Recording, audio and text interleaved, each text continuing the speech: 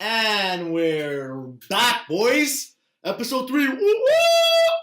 Matt, how's it going, buddy? Not bad. That was a pretty unique introduction there. Buddy, I thought about this for the past 2 weeks because, we didn't do one last week, so the fans are, a little bit upset, but whatever, Go complain. We have priorities here. Yeah, go complain to the people who decided to do exams for school, okay? Yeah, can't believe that. But now it's time to get into the part that really matters. We're going. That's hockey, right? All right, we're going now.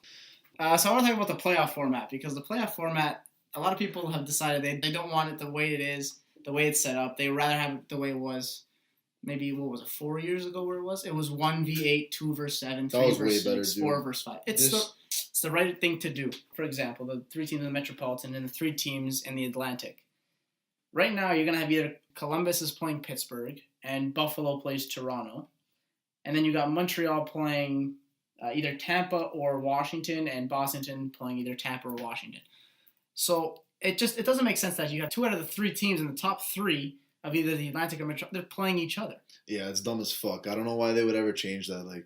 It just makes more sense to do 1 versus 8. The best team plays the worst team that made the playoffs. It's way better. And the further the playoffs go on, I just feel like all the good teams are gone right away with this new format.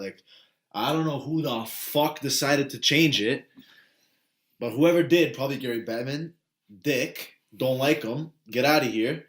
I guess it was a way to making it less predictable, I guess you could say. But again, it's something that a lot of people are not happy about, especially, Leaf fans weren't happy about it last year when they had to go up against Boston in the first round. So, Boston's a nightmare for Toronto. It's something that it just doesn't make too much sense to me. I don't know why you won't do 1 versus 8 when you're doing 2 versus 3 in the first round. It's dumb as fuck. You want to have the best hockey teams playing the best hockey teams later. Exactly. You don't want it right away, or else the ratings are going to hurt later on anyway. So. But I guess they're happy with it, so what are you going to do? Yeah. I did want to talk to you guys and you. Seattle got the rights, and I think they're getting a team in, 2020, 2021? 2020. I think it's 2020 or 2021. I can't. That season, right? 2021. Which is sick.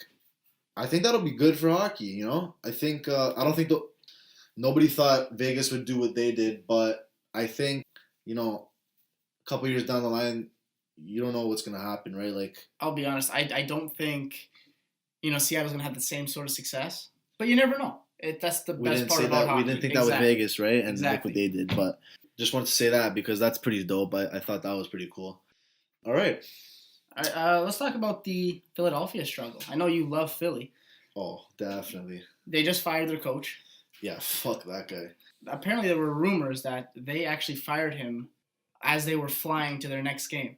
Came out last night. Yeah, and the beat writers were the ones who broke it. They were on the plane they were reliable sources, and they didn't know about it until afterwards. It came out today that, he's done, it's over, he's fired, and apparently the rumors were that they're looking at Quenneville, but stud. I'm not too sure. Apparently they hired an interim coach for now. Yeah.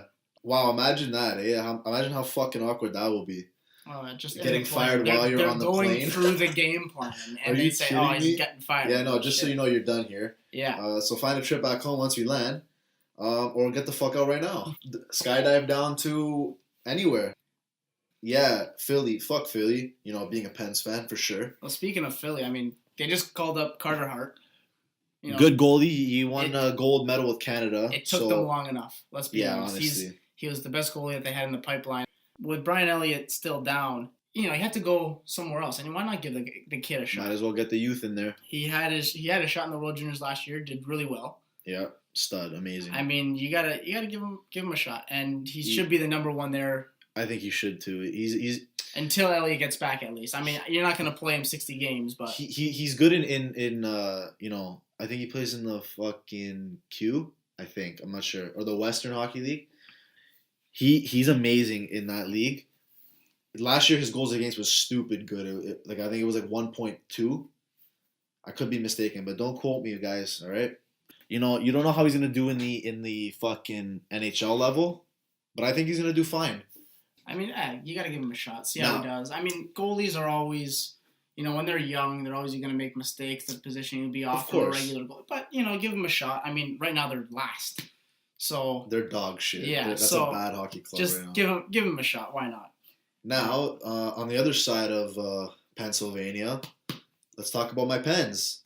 They are playing well right now, and I'm happy about it. Yeah. Okay. Well, tell him. You Tell him how happy you are about it. I was pissed off when they lost to Chicago because that's the game like you fucking have to win. Chicago was dead last, and then they played like dog shit. So I was upset. Wasn't happy. I mean, I gotta just tip a cap to Casey DeSmith. He did really well in Matt Murray's absence. Yeah. And you never know, that guy could take the job maybe. Honestly, if I was the Penguins right now, I'd keep him in there. He's hot. Yeah. So Ride the hot hand. Exactly. But Pittsburgh's playing well. Their power play is kind of slacking a little bit, but good power plays go through slumps. That's how it is. Yeah. But yeah, they're playing well.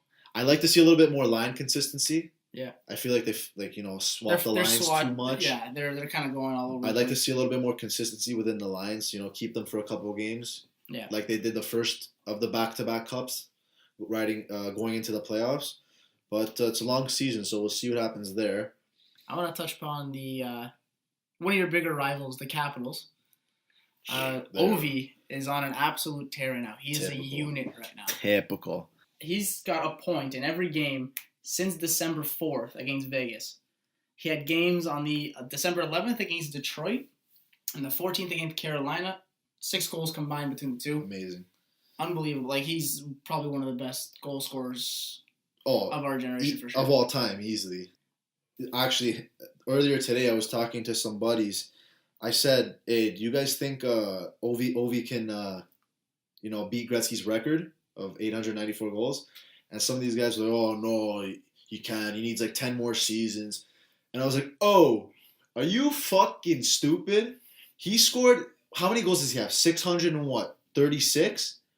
That's a pretty specific number. I'm not sure. 10 seasons? So how can't he's going to score, he's guaranteed 30 goals a season, minimum, on a bad year. Hey, I think he's going to beat the record. You know what? He's definitely got a chance. I mean, like you said, he's one of the best goal scorers ever.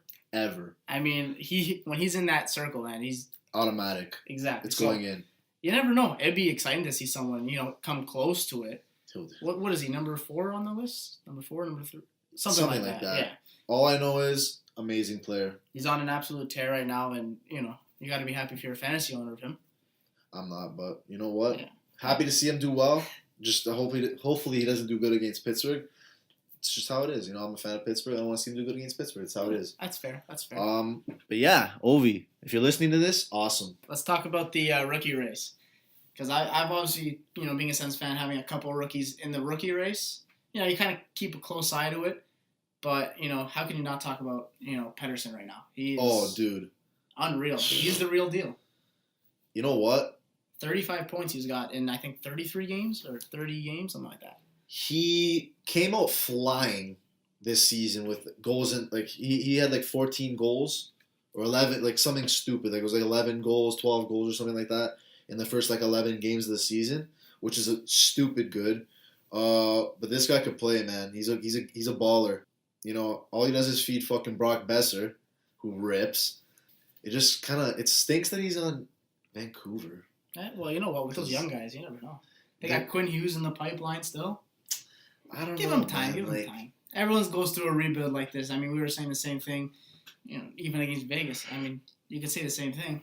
No one expected them to do good, and all of a sudden they're this threat coming out of the West. Yeah, but that's like. So I say give Vancouver a couple years. They definitely got the talent there for sure. They got their guy now, that's for sure. Oh yeah. And then second, Colin White. He's got 22 points. He's playing second line with Stone and Tkachuk. You can argue it's probably their first line, but between Duchesne and Stone, they flip every now and then. Mm-hmm. Playing top unit on the power play, and for him, yeah, I mean, I think getting that 1 year under his belt last year in the AHL, was huge for NHL, sure. Yeah, I mean, it definitely helped him. He's a different player. You get the early exposure at the NHL level, which is dope, and now he's Stone's probably the guy on that team, in my opinion. And they put him in a position to succeed, and he's playing well right now. He's taking advantage of this. I call Stone the unofficial captain of the Sens right now. They don't have a captain, but if Stone signs that extension that he should get, then it won't take long for them to give him that C. That's for sure. The third in the rookie race right now, Rasmus Dahlin, 19 points. For a defense, not bad as a rookie defender. He's looks really poised out there. He's very comfortable with the puck. I mean, it helps when you're on a winning team in Buffalo. So, He's definitely has the potential to be one of those top tier defensemen in the NHL. Oh, no doubt about it. Yeah, dude, that guy could skate, man. He's a phenomenal skater. He doesn't moves the panic. puck When well. he has the puck, he doesn't panic. He kind of No, he's like Sergachev in the sense where he doesn't get uncomfortable like that off. Like he's very comfortable with the puck in all sorts of positions. he's good.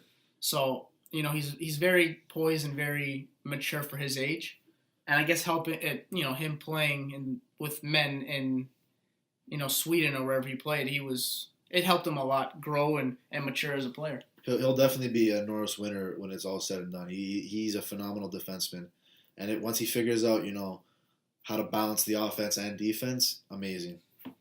All right, let's go to injuries. We have a Band-Aid Corey Crawford. Yeah, the usual name there. Crawford out again with a concussion. He got smoked yesterday. I didn't see the hit. I heard it was it's a pretty bad collision between someone on San Jose. I'm not too sure who Couture. it was. It was like three. It was like Couture, Kane, and Strome. Destroyed him. Oh yeah. I heard. I read that Kane had pushed Strome into him, something like that. I saw the video. It didn't really look like a push, but I mean, like. But again, he's out, and for him, he just came back from last December. Yeah. Almost to the day. He was out since December 27th of last year. Battling a concussion that kept him out 5 games this year. Mm-hmm. Finally got healthy, and then again, almost to it's the year, unfortunate, but he's out again. What are you gonna do, right? Stanley Cup winning goalie. So I don't think he's as good as everyone thinks he is. I think when Chicago's winning those cups, their team was solid around him. He also had a good depth goalie. So like Scott Darling was on the team. Scott Darling too, yeah. So Ranto was there as well. But now you're seeing like Chicago's D. They're getting old. Their new guys, the new guys that are coming in aren't obviously they're not experienced yet, and the guy's he's letting him beach balls all over the place. Yeah. Well, some good news on the injury front. PK Subban skated today. Mm-hmm. Monday. There's still no timetable for his return, but it could be soon. Mm-hmm. It's They're looking doing well without him though. Yeah. I mean, with a team like Nashville, they're deep. They are not only are they deep, but they are hurt all over the place. They got Forsberg out, which they haven't decided when he's going to be back. Mm-hmm. That's a huge loss for them up front. Yeah, Arvidsson, who also skated today, but still he's out as well. And you got some like Johansson right now is playing with 2 guys on his line, and it's not usual line mates. It's Arvidsson and Forsberg. Mm-hmm. So when they come back, just imagine just how good Nashville can be. Oh, I think a healthy Nashville team can definitely be win a cup. I think they can win a cup for sure, especially if Rene, fucking stands on his head. Solid team. Another guy who resumed skating was Matt Duchene. They're looking it's more. Your boy. Yeah, he's more this week. They said so. Again, he could play tonight against Nashville. I'm not too sure. They haven't really said anything. He's been skating. He was wearing a contact jersey, so it's not like he was, not taking any contact in practice. So possibly this week. Most likely, it said he was recovering pretty quickly from his groin injury. So it looked like nothing on that play though. Yeah, he just kind of got he chipped the puck in. He got out of the box and someone had sent him through, and he just kind of skated, and I don't know. It could have been some pull. I don't know. But right away he felt it because he turned right and he fucked off to the bench. Yeah, he didn't want to risk anything, so he just kind of left it. In that game, they lost Duchene and Bobby Ryan. Bobby Ryan isn't. Yeah. He got hit to the head, right? Yeah, he was the one who initiated the contact. Yeah. It was he kind of went into the shoulder of him, but. Right now Ryan's back, Duchene possibly this week, so the injury-plagued Sens could finally get some bodies back, which is definitely a good thing. The one that would interest you the most, Bergeron, he could practice this week, so he's not practicing yet. They said most likely after Christmas he's going to come back. I fucking hope so because I have him on my fantasy team and I need that guy. I also have Pastrnak, and his production it dipped a little bit. It dipped a little until... when he got hurt, they put Marchand on the second line, Pastrnak on the first line, and once they put Marchand and Pastrnak back together, and they added Krejci back on the top line. They weren't getting the same points as they would with Bergeron, but they were starting to get. They're producing a little bit more. Yeah, it wasn't like they were getting nothing consistent. like they were before. Yeah. So that's the key. They got to keep those two together. They can't go splitting them up. So. Bergeron's fucking amazing, man. All around, like he's probably the best two-way centerman in the NHL. Yeah. In my opinion. And he puts up points, too, when he's healthy, so that's sick. Good for Boston. Yeah, so he should be back there looking possibly around Christmas, which is, pretty... It's not too bad. It's a couple more weeks. 2 more weeks? Well, next week. So we have a couple fantasy sleepers. You want to kick it off? Oh boy, Carter Hart, 7% owned. So I'm going back to Carter Hart, Philly. Yeah. Like 7%. If you need a goalie, he's going to be playing. He'll be playing. He might But not how get you good is he wins. gonna do? Yeah, he might not get you the wins, Right? but it's a gamble. High risk, Fuck, high reward. if you have nothing to lose, go for it. If you feel like it's too risky, then fuck it, man. You don't have to. Yeah. I mean, like I said, Philly's not doing too good, so if he's not getting a lot of wins, you know. Yeah, and they have Radko Gudas in the Yeah. back line. Brutal. So I mean, hey, if you want to take a risk on him, you know, he could surprise us. Remember, you know, Andrew Hammond a couple years ago in Ottawa, he came out of nowhere and was winning games. So you never know with goalies. Goalies are always a mystery. You never know unless they're in the game. Exactly. The next sleeper is Ashton Reese, Yeah. 9% owned. The reason why we put him in our sleepers is because he's playing on the line with Malkin right now. With Hornquist out, why not give Slots Ashton? right in there. Yeah, put him right there with Malkin. I mean, when you're playing with Malkin, you're gonna have an Buddy, opportunity. I could do good with Malcolm. Yeah, exactly. So you never know. He could put up 4 points this week.